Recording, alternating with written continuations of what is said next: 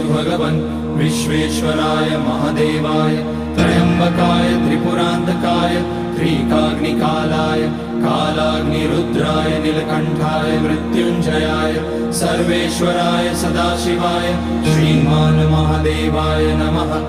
ॐ नमः शम्भवाय च मयोभवाय च नमः शङ्कराय च मयस्कराय च नमः शिवाय च शिवतराय च। ॐ त्र्यम्बकं यजामहे सुगन्धिं पुष्टिवर्धनम् उर्वारुकमिव बन्धनान् मृत्योर्मुक्ष्यमामृतात्। नागेन्द्रहाराय त्रिलोचनाय भस्माङ्गराय महेश्वराय नित्याय शुद्धाय दिगम्बराय तस्मै नकाराय नमः शिवाय। मन्दाकिनी सलिलचन्दन चर्चिताय नन्दीश्वर प्रणतनाथ महेश्वराय मंदार पुष्य